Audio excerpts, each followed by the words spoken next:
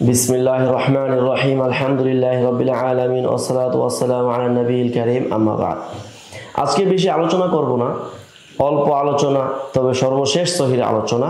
এটি আমাদের ধারাবাহিক আলোচনা, ফায়দা নাম্বার 8 অর্থাৎ 8ম ফায়দা। চলুন আমরা জেনে নেই কিভাবে আমাদের সহি সম্পর্কে এত বিস্তর আলোচনা শুনলাম, জানলাম, বুঝলাম। অবশ্যই সেখানে কারো ব্যক্তিগত অভিমত থাকতে পারে, সেগুলো আমাদেরকে জানাবেন।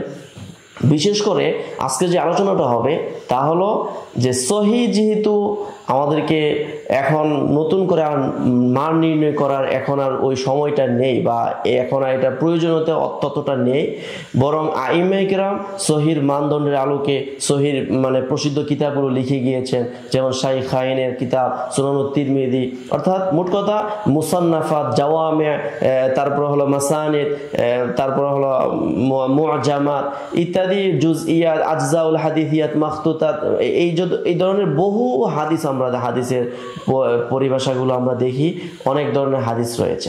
তো আমাদের এগুলোই আমাদের জন্য যথেষ্ট। এখন আমাদের উচিত হলো যে প্রসিদ্ধ কিতাবগুলো সংগ্রহ করা এবং যেগুলো সহি উসুলের ভিত্তিতে লিখিত সেগুলো সংগ্রহ করা, এবং যারা আমল করতে চায়, সহি হাদিস ভিত্তিক জীবন গঠন করতে চায়, এবং যারা সাহিবুল মাযহাব কিংবা মুজতাহিদ ফিল মাযহাব ইস্তেদলাল করতে চায়, বিজ্ঞ উলামায়ে কেরাম, আমাদের প্রত্যেকের উচিত একটা উসুলকে সামনে রেখে, অর্থাৎ হাদিসের কোনো মৌলিক কিতাবগুলোকে সামনে রেখে, উৎস গ্রন্থগুলোকে সামনে রেখে আমরা ইস্তেদলালগুলো করা।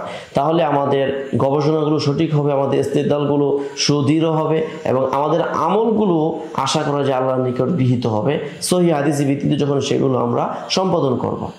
এখন কথা হলো, আমরা এর জন্য কি করতে হবে? কিতাব কিনতে হবে। আর কিতাব কেনার জন্য তৎকালীন সময়ে আইমায়ে কেরাম বলতেন যে শায়েখের কাছ থেকে একটা কিতাব পড়ার পরে শায়েখের যে কিতাবটা দিয়ে পড়িয়েছেন আর তোমার লিখিত কিতাব, দুইটার মধ্যে মুরাজাআত করা, মোকাবেলা করা। তো এখন তো আর ওইটা নেই, এখন আমাদের ছাপা উন্নত প্রেস সিস্টেম বের হয়েছে, কত সুন্দর ছাপা করে আমাদের বই সামনে এসেছে। কিন্তু আমরা বই কেনার সময় অবশ্যই খেয়াল করতে হবে যে বিজ্ঞ গবেষকের মাধ্যমে এই কিতাবগুলো ছাপা হয়েছে কিনা, বা বিশেষ করে ছাপা কিতাব সবগুলো মুহাক্কাক নুসখা হয় না, সেজন্য নুসখাগুলো মুহাক্কাক কিনা, অর্থাৎ তাহকিককৃত কিনা, তাহলে এগুলো আমরা খেয়াল করে কিনবো। আবার অনেক সময় দেখা যায় যে বিশেষ বড় বড় ব্যক্তিদের নামে তাহকিকের নামও দেওয়া হয়েছে, কিন্তু বাস্তবে ওনারা তাহকিক করেন নাই। যারা নুসখাক আছে, ছাপাখানার লোকজন আছেন, ওনারা এই সমস্ত অসাধু কাজগুলো করে থাকেন। অতএব আমাদেরকে এখন মৌলিকভাবে যে কাজগুলো করতে হবে, আমরা সহি হাদিস ভিত্তিক জীবন গড়তে হলে এবং ইস্তেদলালের জন্য আমরা যে কোনো একটা সহি বা মৌলিক কিতাবগুলোর দিকে রুজু হতে হবে। আর দ্বিতীয়ত হলো, কিতাব কেনার সময় অবশ্যই আমাদেরকে মুহাক্কিক এবং কিতাবের মান নিয়ে জেনে শুনে আমরা কিতাবগুলো ক্রয় করব।